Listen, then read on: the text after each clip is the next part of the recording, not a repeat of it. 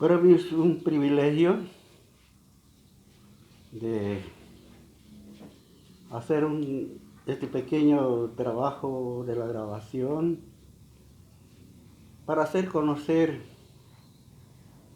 lo que vengo trabajando hace años sobre la historia de mi pueblo, para que no se pierda, para que los que vienen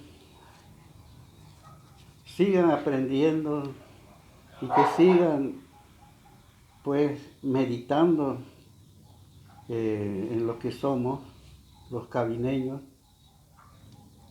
porque hay estudiantes y muchos vendrán para que no se pierda la historia cabineña,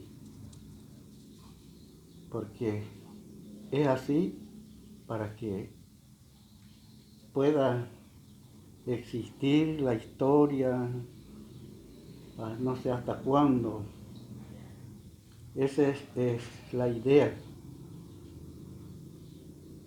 Esa es la idea que tenemos para hacer esta pequeña grabación, para hacer conocer no solamente a los cabineños, sino también en otras partes del mundo.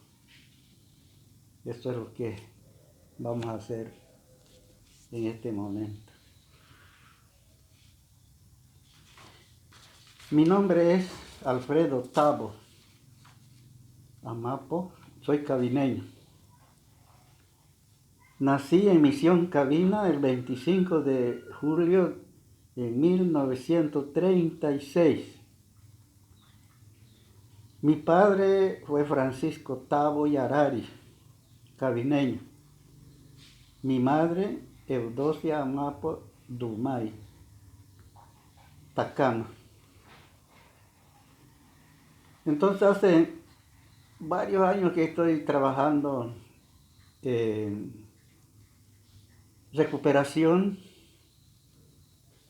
de la historia de mi pueblo, de donde, por eso tengo aquí un mapa. Estamos hablando este es el territorio ancestral. Este es TCO cabineño. Entonces, mis libros más hablan de territorio ancestral, de nuestros antepasados, cómo ellos vivían, qué hacían. En este libro, especialmente estoy hablando, lo he titulado Siguiendo huellas de nuestros antepasados. O sea que estoy contando la historia de nuestros antepasados, dónde vivían, por cuál río, qué hacían, tenían guerras, entre otros grupos, porque los cabineños tenían enemigos mortales, los toromonas y los esejas. Entonces todo eso estoy contando en este libro, este es el primer libro, porque más de 10 años de esfuerzo y de paciencia he tenido, y era necesario, ¿no? Y primeramente empecé con manuscritos, y después en mi idioma tenía que escribir, y después la traducción, y por eso varios años he tardado para que se vea este libro así, una historia. Este libro se publicó en la ciudad de Santa Cruz de la Sierra, en 2007. Entonces, el trabajo fue bastante duro porque yo solito lo he trabajado estos libros. No había ningún extranjero al lado de mí, ningún lingüista, ningún antropólogo. No había ningún extranjero cuando yo estaba trabajando este libro. Por eso lo escribí y primero empecé a la investigación. la investigación a mi pueblo de rincón a rincón, hablando con los más ancianos de los cabineños. Entonces, de allí ya tuve que redactar para que se vea un libro, el primer libro. Un poco voy a relatar el contenido para que más o menos se pueda darse cuenta de que, por ejemplo, aquí el primer capítulo, los mitos de origen, ¿no? La creación por el Educhi, así como creía nuestro antepasado. El hombre que sostenía el sol o el origen de los negros, así nuestros antepasados creían que una persona lo sostenía el sol. Así eran las creencias. Los castigos por el diluvio, el fuego y el viento y los eclipses, el origen de la estrella fugaz. Estos son los mitos de origen. El primer capítulo. El segundo capítulo es los mitos sobre los espíritus dueños. Nuestros antepasados y nosotros hoy en día creemos de que los bosques, árboles gigantescos, tienen dueños. El agua tienen dueños. Y por eso he relatado aquí la creación por el los mitos sobre los espíritus dueños. El dueño de los pecaríes divulga en su secreto para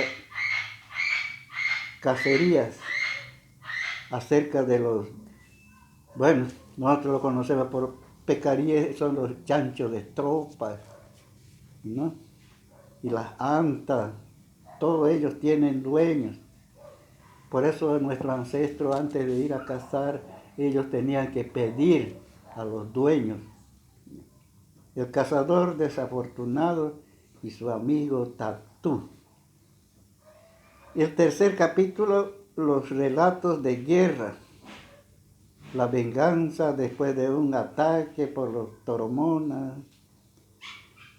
Y el otro, la traición del cautivo Cana, la paz con los chacos, gracias al cautivo traidor Cana. Y el último es la emboscada de los Esejas. Entonces las guerras han sido con los toromonas y con los Esejas. Bueno, en otras partes, otros historiadores lo conocen por otros nombres, estos, por ejemplo, los Esejas.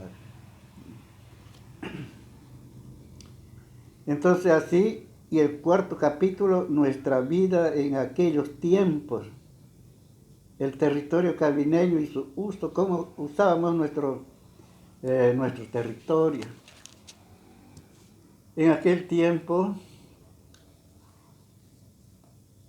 los dueños de cada territorio, de los toromonas, de los esejas, los cabineños, los maropas, y todos ellos, todos tenían su territorio. Los límites, como deslinde, eran los arroyos, eran los ríos, así ellos se mantenían, cuidaban su territorio. Y era tan prohibido el ingreso del territorio ajeno, bueno, como hoy en día, ¿no? Pero en aquel tiempo era más peligroso todavía entrar en un territorio ajeno.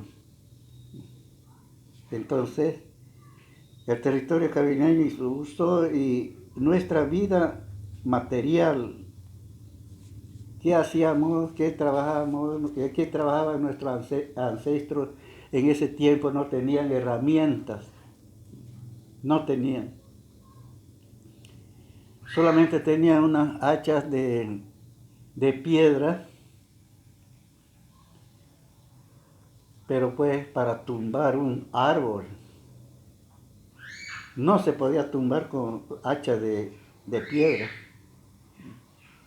Entonces ellos se daban el modo donde hacer sus chaquitos, donde no había palos gruesos, y entonces escogían los lugares donde hacer sus chaquitos. Entonces así eran. Y nuestros recursos y nuestra alimentación, antiguamente, antes del descubrimiento de América por Cristóbal Colón, los indígenas, nadie tenía el cultivo de arroz, de maíz, de caña, de plátano. Nadie tenía en ese tiempo, ningún tribu tenía cultivo de estos que ahora tenemos, que fue después del descubrimiento de América. Entonces ya los españoles, los religiosos, ya empezaron a transportar semillas. Entonces desde entonces ya los indígenas, las tribus ya empezaron a cultivar yuca, maíz, caña, plátano, guineo, todas esas cosas. Pero antes, ¿cómo vivían? ¿Cómo se alimentaban? En el bosque hay muchos frutos, de diferentes frutos. Año redondo hay. En tiempos secos hay frutos. Entonces en tiempo de lluvia también hay. Cuando ellos no hacían chacos, no cultivaban nada, entonces nuestros ancestros vivían, se alimentaban con diferentes frutos de los árboles y hacían sus recolecciones de miel de abeja y todo eso. Entonces era muy difícil, pero vivían. En ese tiempo, mire que los cabineños sumaban 5.000 habitantes, como también otros grupos eran numerosos, pero había vida, ellos se alimentaban. Ese es nuestro recurso y nuestra alimentación, nuestra vida social, nuestra vida espiritual, cómo era nuestra vida social. Vivían igual, casi igual que hoy día. Ellos tenían su jefe, en cabineño se decía ecuari, un jefe. Nadie, ningún pueblo, otro pueblo podían vivir sin que nadie que los maneje. Siempre tuvieron su jefe. Por eso ellos tenían guerra y tenían que ordenarse, tenían que prepararse, porque alguien los conducía. Entonces, eso fue nuestra vida social, nuestra vida espiritual. Mire que nuestra vida espiritual, en el pueblo cabineño había unos como sacerdotes, curanderos, que conocían las plantas y muchas cosas en la cosa espiritual, tenían creencia. Entonces, así, todas estas cosas he relatado aquí en este libro, en el capítulo 5, el arribo de los frailes franciscanos. Los frailes llegaron al pueblo cabineño, que el primer cura que llegó fue el padre José Sosa. Él fue el primer cura que llegó arriesgando su vida en ese tiempo. No conocían los cabineños y otros grupos, no conocían a la gente blanca. Pero el cura convivió con los cabineños, aunque les costó, ¿no? Entonces el traslado de la misión Cabina a causa de las guerras, ya cuando ya se creó la misión, ya cuando estaba el religioso entre los cabineños, ya él vio que el pueblo cabineño vivían acechados por sus enemigos mortales, toromonas y etcétera. Quién sabe también los pacahuaras, pero con los toromonas parece que no era tanto, ¿no? Y por eso vivían muchas veces mezclados con los pacahuaras y con los araonas. Porque por ahí un religioso relata de que los cabineños eran tan mezclados con los araonas, no se conocían quién era cabineño, quién era allí en el grupo araona. Entonces, así han venido nuestros ancestros. Y el capítulo 6, la vida con los frailes franciscanos, los cambios en la vida social y cultural. Ya los cabineños empezaron ya a cambiar de su creencia espiritual, los dueños del monte, los dueños del agua, de a poco ya fueron ya en otras creencias, ya como los sacerdotes enseñaban. Entonces de esa forma hubo cambios en la vida social y cultural. Y las nuevas actividades productivas, es lo que yo decía cuando ya hubo el descubrimiento de América por Cristóbal Colón, ya los sacerdotes, los religiosos traían pues semillas, algo para sembrar, y así empezaron los cabineños a cultivar, ya tuvieron herramientas, cómo tumbar un árbol, cómo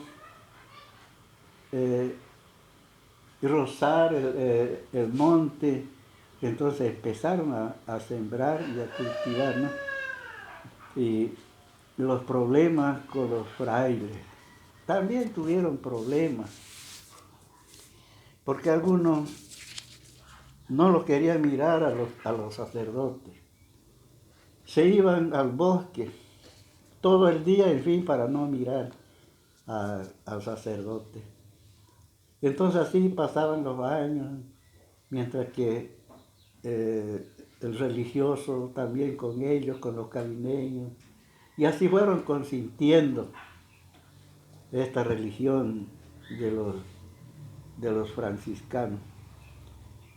Y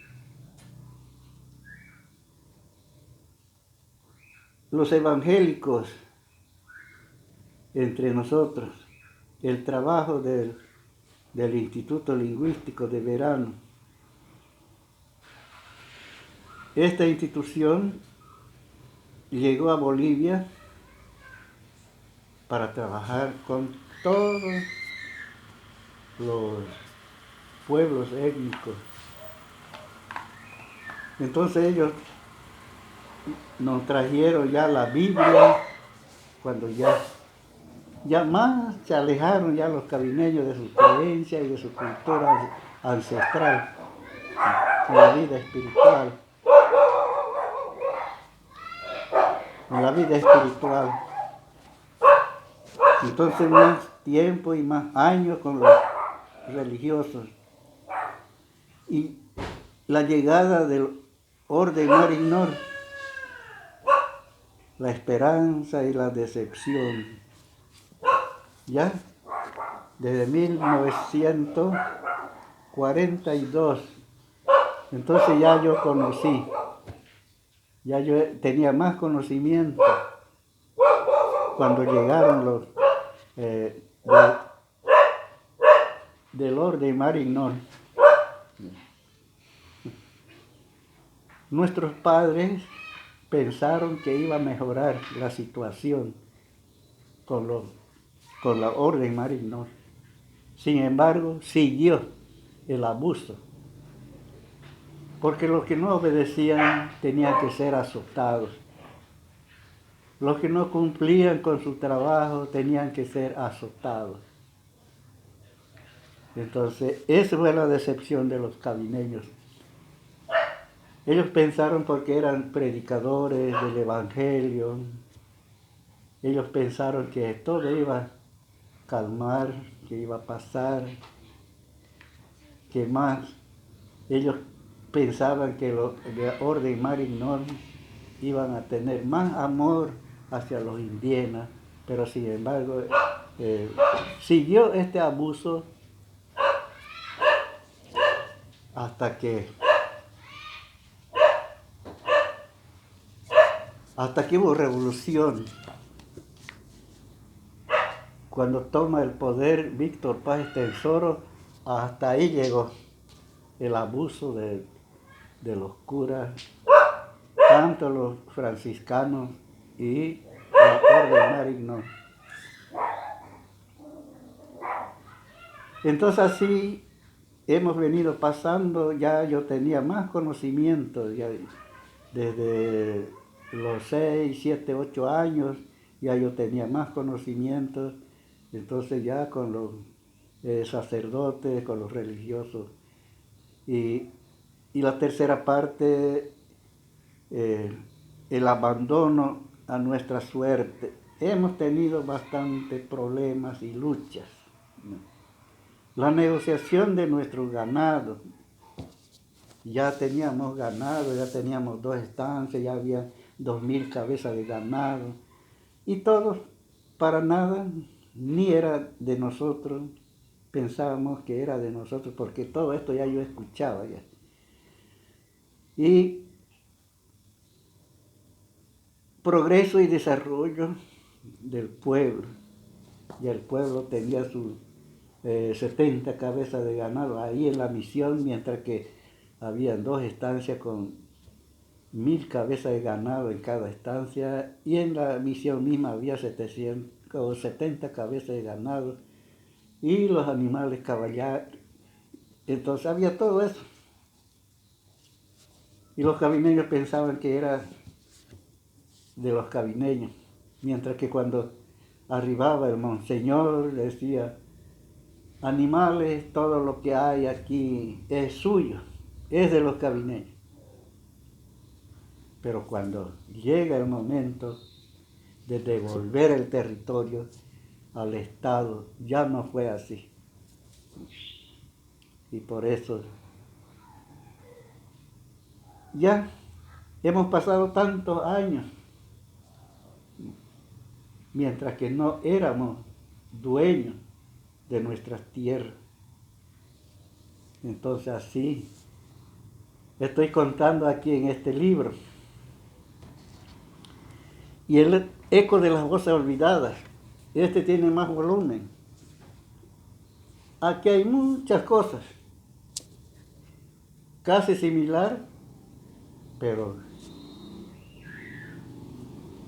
con la idea, con los pensamientos más desarrollados. Entonces aquí estoy relatando muchas cosas, la vida de los ancestros y la vida ya de nuestros antepasados. Entonces, gracias a los más viejos, los más ancianos cabineños, que he podido recuperar muchas historias. Y ahora todos están en descanso, han fallecido, Nadie más puede recuperar la historia de aquí, de este territorio ancestral. Pero aquí estoy relatando también muchas cosas. Entonces aquí está relatando en este libro el eco de las voces olvidadas, ya combinado con la TCO cabineña, ¿no? Y esta es la TCO, territorio ancestral. Entonces por eso tiene más volumen.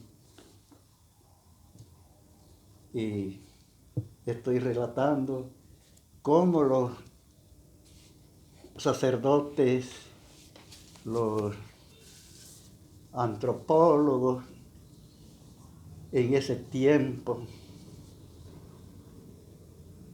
que veían en los pueblos, especialmente los cabineños, qué hacían, cómo trabajaban, cómo pasaban su vida,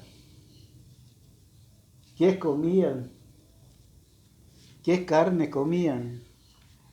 Entonces, por eso aquí en el eco de las voces olvidadas, hay bastantes historias y ya es con más conocimiento. Entonces, eso es lo que estoy relatando en este libro. Y este libro se publicó en Dinamarca, en Copenhague, y allá se hizo la presentación. Y estaba programado que yo tenía que estar presente donde tenía que presentar mi libro, El eco de las voces olvidadas. Se tenía que presentar se ha presentado en Copenhague, en Dinamarca, en París, en Italia, y en Madrid, España. Con esto hice un gran impacto en el mundo, cuando de muy pronto llega una invitación de los hermanos Ashánica de Lima, Perú. Era una curiosidad para los hermanos Ashánica. Entonces ellos sabían, esa era la curiosidad que yo tenía que participar y que yo tenía que ir a Lima, Perú, para conversar con mis hermanos, cómo he trabajado yo solito, sin ningún extranjero a mi lado. No había ningún antropólogo, como ya dije, yo solito trabajando. Entonces yo aclaré, es una situación, tal vez nadie lo puede creer, pero muchos pueden creer, que yo pedí a Dios sabiduría, así como le dio sabiduría al rey Salomón, que el rey Salomón no pidió otra cosa que solamente le pidió a Dios sabiduría y Dios le dio. Y en el libro de Santiago, en el Nuevo Testamento, él escribió,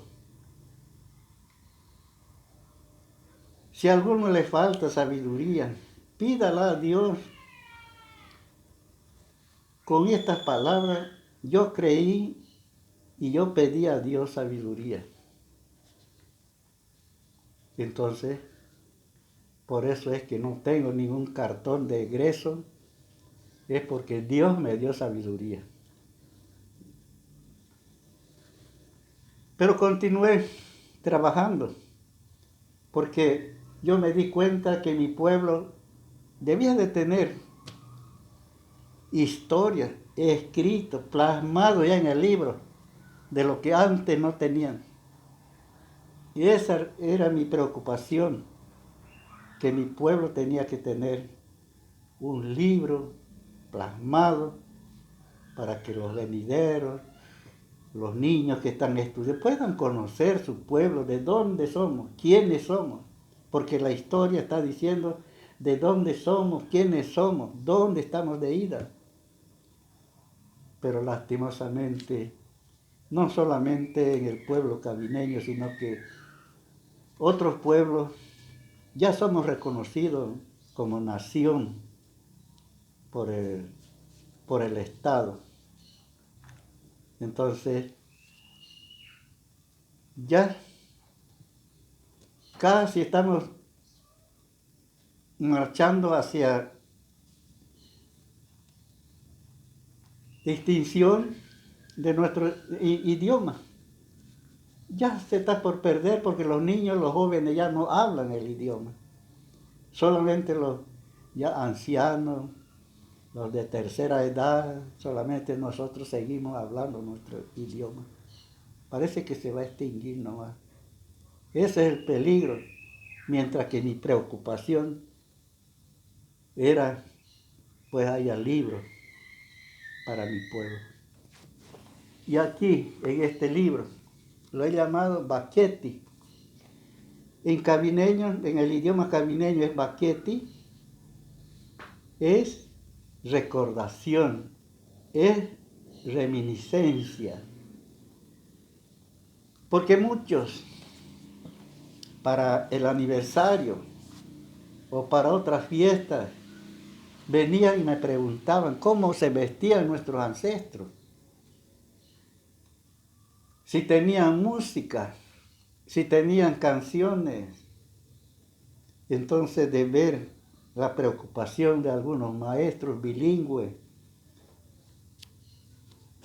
se me entró la idea de recopilar otro libro, Reminiscencia, la vida de los ancestros cabineños, cómo se vestían antes que lleguen, antes de la llegada de los religiosos.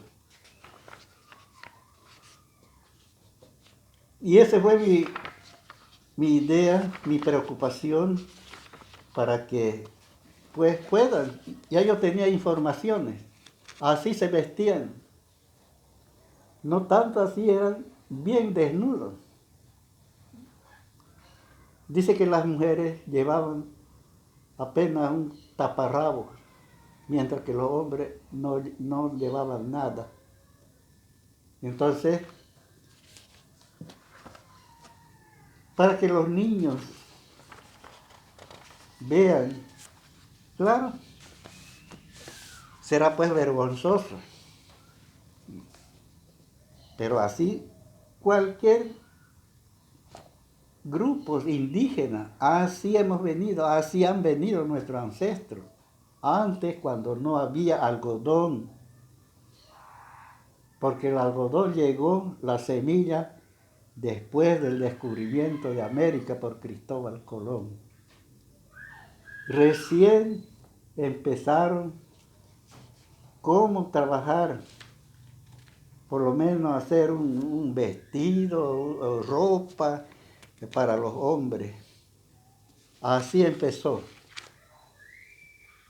Entonces, los estudiantes o otros interesados, para que se den cuenta cómo han empezado nuestros ancestros. En ese tiempo no había perfume, no había desodorante, pero en el monte existía. Y eso es lo que estoy contando aquí. Antes no había perfume como hoy en día.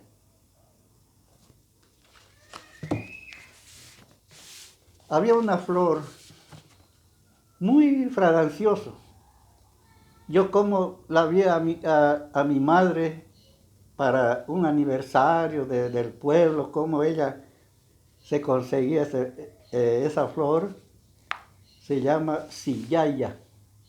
Eso hay harto por las cordilleras, por la serranía, pero acá en la Amazonía no existe.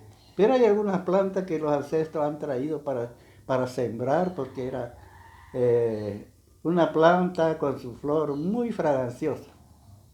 Entonces de ahí hay otras cosas, ¿no? Hay, en el monte, en el bosque hay, sea bejuco o sea corteza de árbol, sea flor o hoja, son fraganciosos. De eso utilizaban. Entonces yo podía ver cuando ya yo era, eh, ya tenía edad, entonces ya yo llegué a conocer yo mismo, porque yo mismo lo he visto a las mujeres cabineñas, cómo se vestían y cómo se ponían hojas, flores, corteza o algo para que sea pues fragancioso, ¿no? De eso lo he escrito aquí. Yo no lo he ido a aprender en la universidad. Yo mismo lo he visto.